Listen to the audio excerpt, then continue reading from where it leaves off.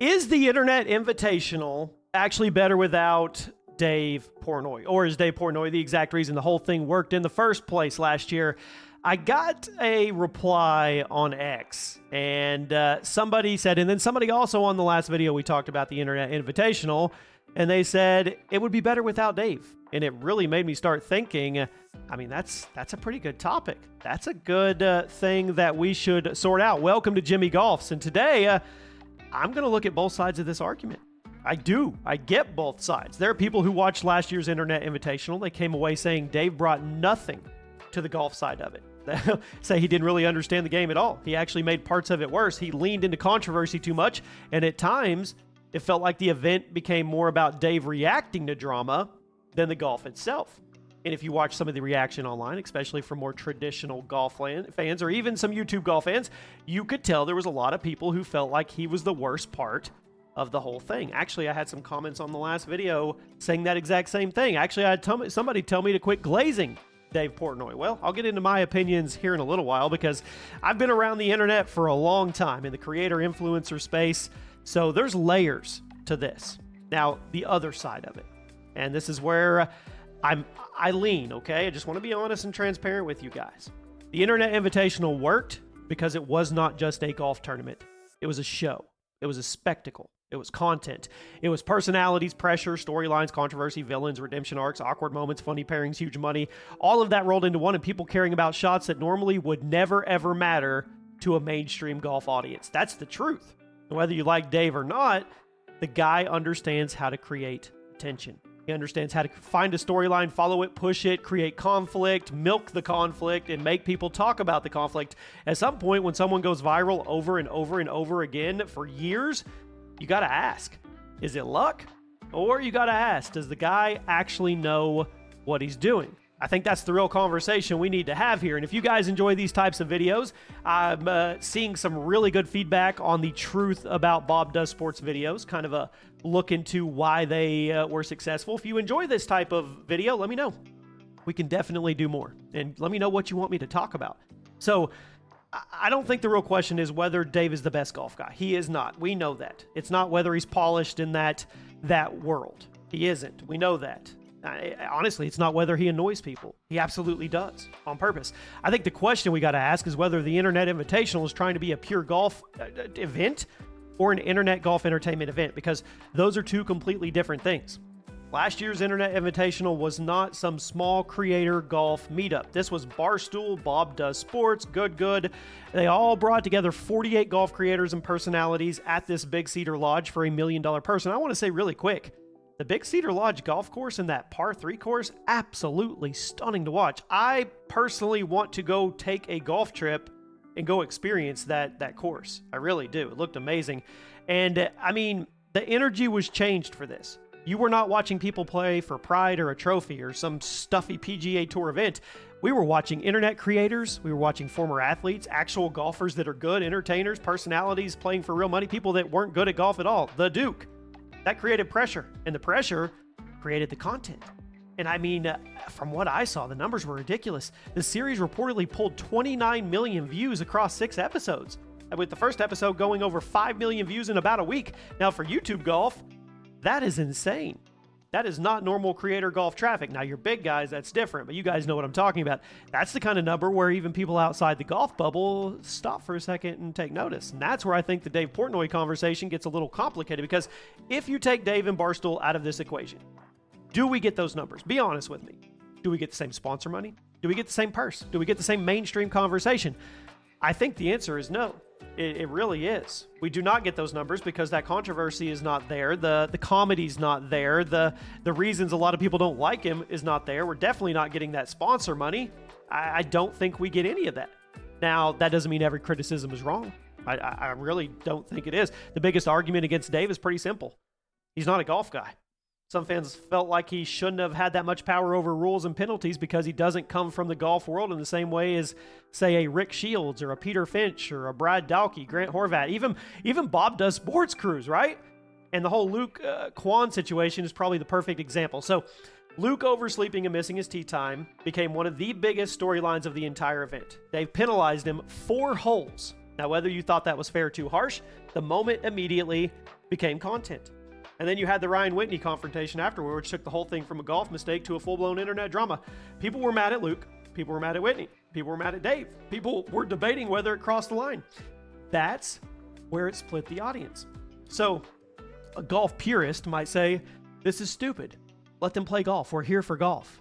But the content side of me looks at it and says, this is why people couldn't stop watching. This is why I downloaded it and watched it on my flight to Spain for 8 hours. It was entertaining. And I think that's where Dave is different. He doesn't look at the moment and say, let's move past it. He looks at the moment and says, this is a show. What can I suck out of this? Take every last drop out of this. And I know that's frustrating to a lot of people, but it's also why Barstool became Barstool.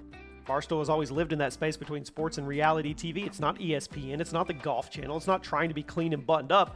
It is built on the backs of personalities, conflict, jokes, grudges, loyalty, chaos, all of it. And people saying things that other sports media brands would never, ever, ever say out loud. I think that's why Dave fits the event, even if he doesn't fit traditional golf. He's not there to explain your swing path. He's not there to break down the course management. He's there to make the event bigger, louder, messier, and more important than it probably would be without him. Should he be in charge of the rules? Absolutely not.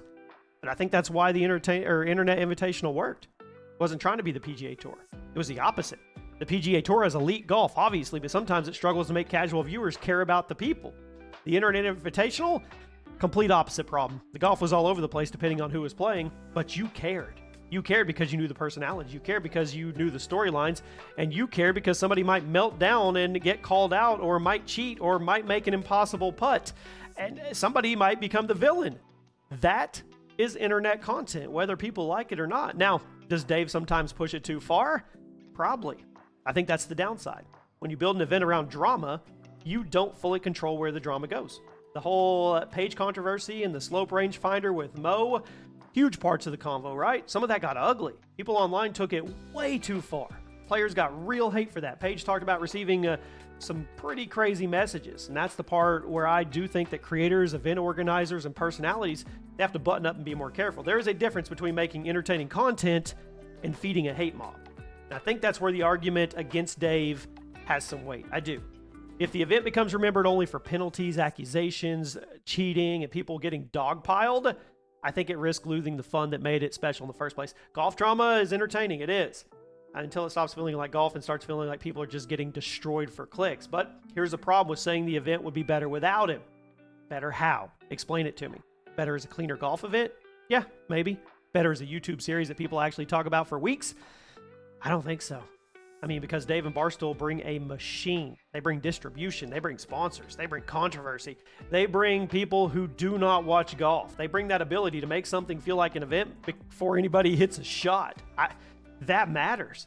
I mean, Duncan being involved matters. The $1 million purse, which is now $4 million, right? That's a huge jump. That doesn't happen because a few golf creators decided to play a match on YouTube. That happens because you got somebody with real media leverage and sponsor confidence, and they're the ones backing it. And I think that is where people underestimate Dave. I do. Maybe I'm glazing him. I don't know. I'm trying to look at both sides here and be fair and critical. They look at him and say he's loud, obnoxious. But loud doesn't last for 20 years unless there's something behind it. Barstool didn't become what it became by accident. Dave didn't stay relevant through multiple eras of the internet by accident. So whether you love him or not, he creates headlines. He knows how to make people pick a side. He can create villains, heroes, controversy. I mean, if you're building something called the Internet Invitational, media instinct might just be as important as the golf knowledge. Now, I really quick want to talk about Bob Does Sports too, because I don't think this works without them.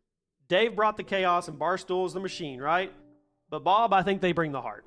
Bob, Joey Perez, the whole BDS vibe, that's what keeps it from feeling too harsh. Bob has a way of making things feel fun and genuine, even when the stakes are high in the middle of crazy chaos. I think that balance is super important. If it was only Barstool, it's going to be too aggressive for a lot of YouTube golf fans. But actually the other side, if it was only Bob Does Sports, it'll be fun, but it's not going to be as big or as intense either. I think that combination worked really good. Barstool, you got the edge. Bob, you got the warmth. And then the creators, they gave it golf credibility. That's why it worked. That's why I really feel it worked. So I don't think the short answer is simply removing Dave. I think the better question is how much Dave is the right amount of Dave. Because there's definitely a version of the Internet Invitational where Dave is involved behind the scenes, helps raise money, sponsors all that stuff. You got to let Dave be Dave, right? but maybe there's a compromise. Has to be a clear rule structure, right?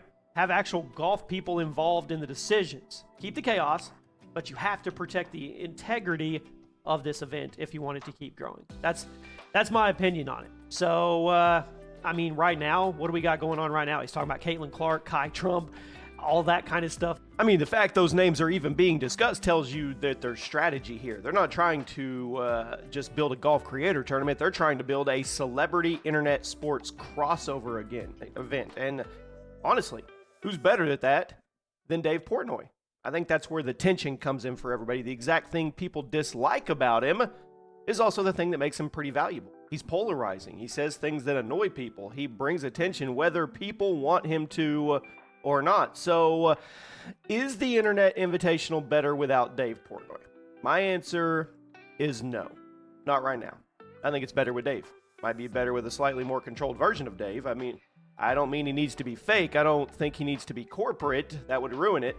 But if you're going to have real money, real competition, real reputations involved, you probably need some guardrails. Let Dave create storylines, promote, react, be the lightning rod. But when it comes to the rules, penalties, the situations that can turn into real online hate for players, maybe have a little more structure.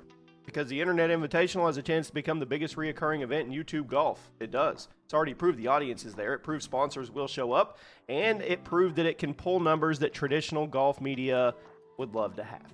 So if you remove Dave completely, you probably make the event cleaner, but you risk making it smaller. If you let Dave completely dominate it, you keep the attention, but you risk the event becoming more about controversy than golf. I think there's a sweet spot somewhere in the middle.